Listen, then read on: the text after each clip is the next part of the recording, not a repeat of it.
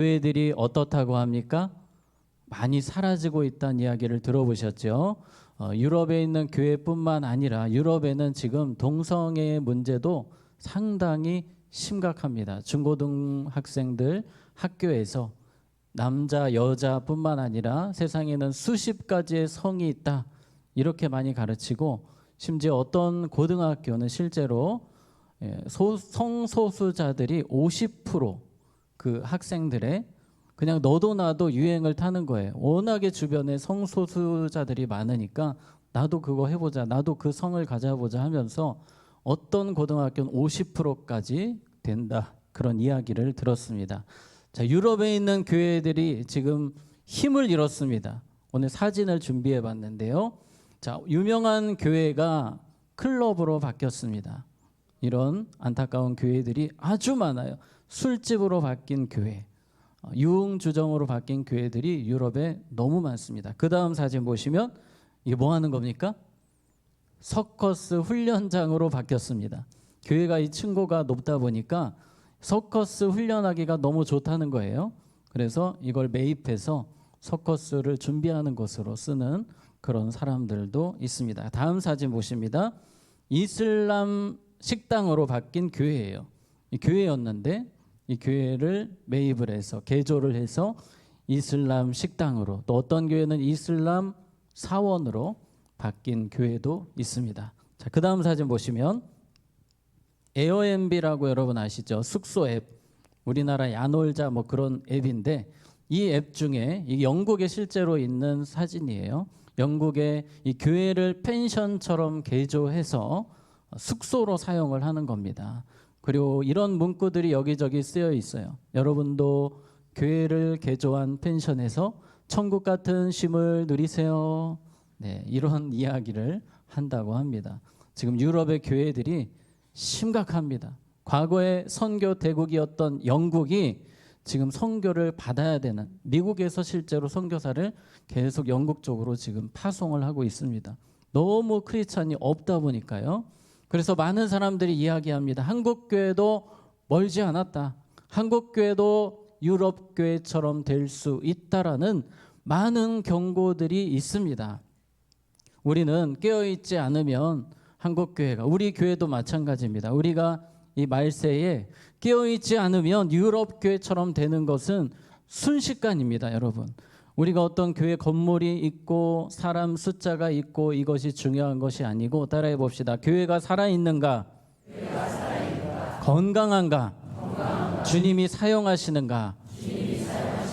이 부분이 가장 중요한 거예요. 우리 석관 중앙교회가 이 마지막 때에 주님이 찾으시는 교회가 되기를 원합니다. 아멘. 주님이 찾으시는 교회의 그림이 있습니다. 그 그림이 바로 사도행전에 나와요. 그래서 우리가 이 사도행전을 통해서 주님이 찾으시는 교회, 주님이 찾으시는 성도는 어떤 모습인가를 우리가 계속 살펴보려고 합니다. 자, 오늘 1장에 중요한 단어가 나옵니다. 1장 8절 같이 읽겠습니다. 시작. 오직 성령이 권능을 받고 예루살렘과 온 유대와 사마리아와 땅끝까지 이르러 내 증인이 되리라 하시니라. 아멘. 자, 여기서 중요한 단어 증인, 증인이라는 단어입니다. 이 문장을 주님께서 언제 말씀하셨냐면요, 예수님 부활하시고 승천하시기 바로 전에 마지막 멘트입니다. 예수님이 부탁하신 마지막 명령, 누구나 마지막에는 가장 중요한 명령을 합니다. 우리 예수님이 하신 가장 중요한 명령은 증인이 되라. 누구의 증인입니까? 예수님의 증인이 되라. 이것이 우리 교회의 가장 중요한 사명인 줄로 믿습니다. 여러분 한 분 한 분에게도 동일하게 주어진 사명이에요. 내가 이 땅을 사는 동안 나는 어떻게 살아야 됩니까? 예수님의 증인으로 살아야 합니다. 예수님의 증인. 여러분 이 단어를 오늘 꼭 기억하시고 함께 기도하는 시간이 되기를 원합니다. 자, 고린도전서 15장 5절 6절에 보면 게바에게 보이시고 베드로에게 보이시고 후에 12 제자에게와 그 후에 500여 형제에게 일시에 보이셨나니 그 중에 지금까지 대다수는 살아있고 어떤 사람은 잠들었으며. 예수님 부활하시고 그 한 자리에 500명이 있는 자리에 나타나셨습니다. 이 500명은 예수님의 부활을 목격했습니다. 그리고 담대하게 생명 걸고 예수님을 전하지 않았겠습니까? 제가 예수님을 보았습니다. 예수님은 살아나셨고 승천하셨습니다. 아마도 그들은 담대하게 생명 걸고 전했을 것입니다. 우리가 마치 이 500명 또 12제자와 같이 예수님의 증인으로서 이 사명 끝까지 잘 감당하도록 더 열심히 기도하고 힘써야 합니다. 자, 오늘 특별히 예수님이 부활하셨다는 이 사실을 붙들고 예수님의 제자들 500명이 전도를 하는데 그들의 전도가 얼마나 능력이 있는지 몰라요. 그래서 로마가, 기독교를 그렇게 핍박하던 로마가 기독교 국가가 되지 않습니까? 이 증인들이 바로 서면, 증인들이 깨어나면 변화의 역사가 일어납니다. 우리 가정이 변화되고 지역이 변화되고 민족이 변화됩니다. 하나님이 우리 석관중앙교회를 통해서 이 변화의 역사를 이뤄가실 줄로 믿습니다. 중요한 것은 우리가 증인의 사명을 능력 있게 감당하는 것이 너무나도 중요합니다. 우리는 한 번뿐인 인생을 삽니다. 혹시 2번 사신 분 계신가요? 네, 우리는 다 한 번 사는데 주님 앞에 무조건 부르심을 받습니다. 그게 언제인지는 아무도 몰라요. 주님이 오늘 부르실 수도 있고 내일 부르실 수도 있는데 주님이 부르셨을 때 무엇 보시겠습니까? 너 증인으로 잘 살았냐? 제가 주님 조금 있다가 증인으로 살려고 했는데 저를 왜 이렇게 일찍 부르십니까? 얼마나 안타까운 인생입니까? 주님이 오늘 부르셔도 부끄럽지 않은 인생은 증인으로 열심히 사는 거예요. 증인으로. 우리가 더 이 증인의 사명을 다시 한 번 더 강하게 붙들기를 원합니다. 우리 자녀들 키울 때도 마찬가지입니다. 우리 자녀들 잘 키우는 것이 무엇입니까? 우리 자녀들을 그리스도의 증인으로 세우는 거예요. 자녀들이 잘 먹고 잘 사는 것도 중요하지만 우리 자녀들이 주님의 증인되는 것만큼 영광스러운 일이 세상에 있습니까? 없습니다. 가장 영광스러운 일, 하늘의 상급을 쌓는 일은 증인으로 살아가는 것입니다.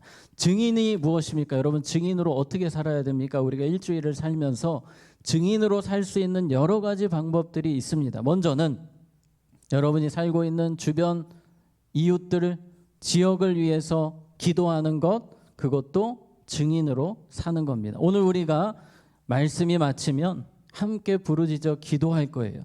이 지역을 위해 기도할 겁니다. 그 시간도 우리가 증인으로서 사명을 감당하는 시간입니다. 이웃을 전도하는 일. 우리 주님께서는 여러분을 이웃들 사이에서 믿는 사실을 은폐엄폐하면서 살라고 하셨을까요? 아닙니다. 이웃에게 복음을 전하라고 여러분을 그 지역에 살게 하셨습니다. 우리는 증인으로 이웃들에게, 친척들에게 부지런히 전해야 합니다. 또 우리의 삶의 현장에서, 가정에서, 또 이웃들에게, 친척들에게, 학교에서, 직장에서 그리스도의 향기를 드러내며 증인의 사명을 감당해야 합니다.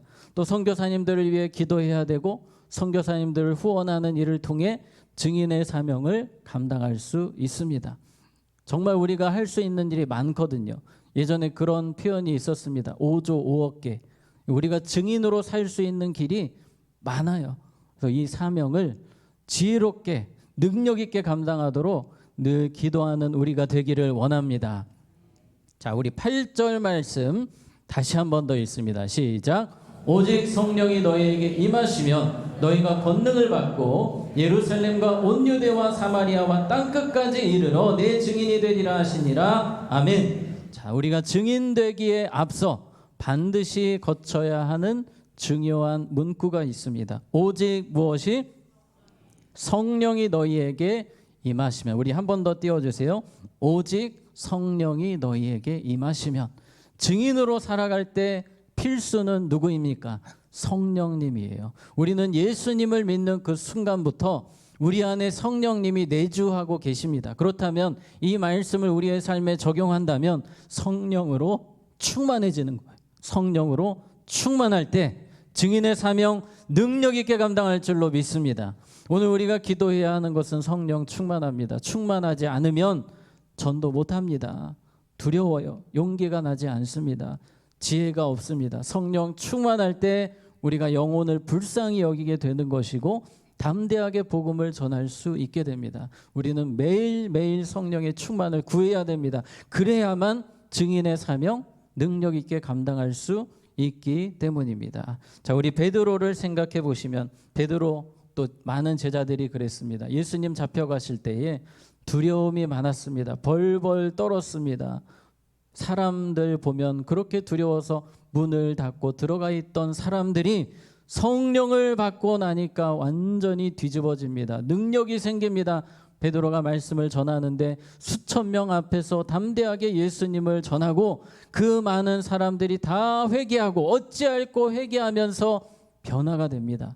무엇입니까? 성령의 능력 받으니까 베드로가 또 제자들이 능력 있는 제자가 되지 않습니까? 이 베드로가 어떤 대단한 교육을 받은 것이 아닙니다.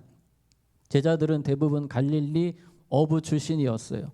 그러나 성령의 능력이 임하니까 능력 있는 증인이 되는 것처럼 우리에게도 지금 필요한 것은 다른 것이 아니라 성령의 충만입니다.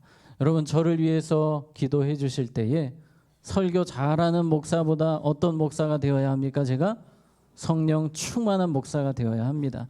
설교할 때에 성령이 강력하게 역사하셔서 영혼의 충격을 가해주고 영혼을 깨우는 목사가 되도록 기도해 주시기 바랍니다. 우리 교역자들 위해서 기도해 주실 때에, 우리 전도사님들 부서 교역자들 위해서 기도해 주실 때에 성령의 강력한 역사가 우리 아이들의 영혼을 깨우도록 기도하시기 바랍니다. 여러분 자신을 위해 기도하실 때에도 내가 직장 갈 때, 학교 갈 때, 어디 가든지 성령 충만한 증인 되게 해달라고 기도하시기를 바랍니다. 사도행전 1장에는 이 제자들이 완전히 달라집니다. 이전에 예수님 따를 때 그 제자의 모습은 네가 크냐 내가 크냐 내가 잘났다 너보단 내가 낫다 맨날 이런 얘기만 하던 제자들이 완전히 달라졌어요. 예수님 부활하시고 증인에 대한 이야기를 딱 듣는 순간 제자들이 변했습니다. 그래서 오늘 22절에 같이 읽습니다. 항상 우리와 함께 다니던 사람 중에 하나를 세워 우리와 더불어 예수께서 부활하심을 증언할 사람이 되게 하여야 하리라 하거늘. 아멘. 가룟 유다가 죽었습니다. 그래서 그 빈자리를 채우자는 거예요. 채워서 어떤 사람 세우자?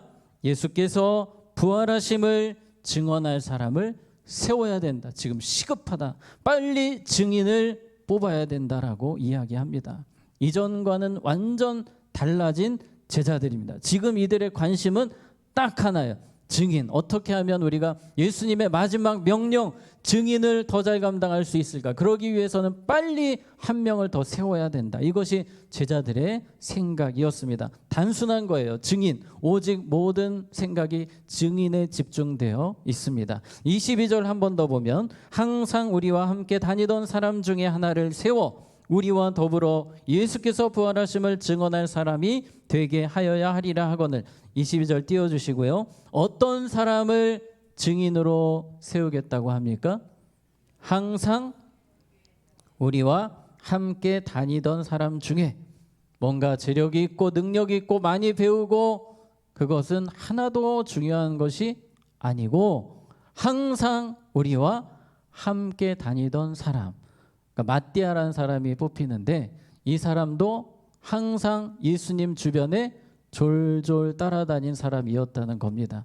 12제자에 들어가진 않았지만 3년 동안 항상 예수님이 가시는 곳에 같이 갔던 사람, 그 사람이 증인이라는 거예요. 증인의 자격 딱 한 가지. 예수님과 따라해 봅시다. 예수님과 붙어 사는 사람이 능력 있는 증인입니다. 아멘. 여러분들 증인되기 위해서 여러 가지 필요 없어요. 누구만 따라다니면 됩니까? 예수님만 따라다니면 됩니다. 예수님과 붙어 살려고 늘 노력합니다. 오늘도 내가 예수님과 붙어 살기 위해 더 기도의 시간을 가져야지. 예수님과 붙어 살기 위해 내가 더 성경을 읽어야지. 어떻게든지 설교 말씀 들어야지. 예배 드려야지. 주님과 더 동행해야지. 늘 마음속에 주님과 붙어 살고 싶은 마음이 가득해요. 그 사람은 증인의 자격이 충분한 사람입니다. 늘 주님과 동행하는 우리 모두가 되기를 원합니다. 한 가지 이야기로 말씀을 마치겠습니다. 10년 전의 이야기입니다. 탈북했던 한 가정이 있었고 그 여학생, 고등학교 2학년 여학생이 이제 간증을 하는 그런 기사가 신문에 났던 적이 있습니다. 이 학생의 아버지가, 자 내려주셔도 됩니다. 이 학생의 아버지가 북한의 고위 관료였어요. 그런데 이제 탈북을 하게 되셨어요. 온 가족이 중국으로 탈북을 하셨습니다. 거기서 몇 년 대기하고 한국으로 들어올 생각을 하시고 계획을 하고 그 일이 이루어진 겁니다. 그래서 중국에 머무는 동안 한국인 선교사님, 이 탈북자를 돕는 선교사님을 만나셨어요. 이 선교사님을 통해 이 가정이 다 예수님을 믿게 되었고 세례를 받고 주님을 위해 살기로 결단하게 됩니다. 이 학생의 아버지가 그때부터 증인으로 살겠다라고 결단을 하고 중국에 있는 동안 북한으로 성경책을 보내는 사역을 감당하셨습니다.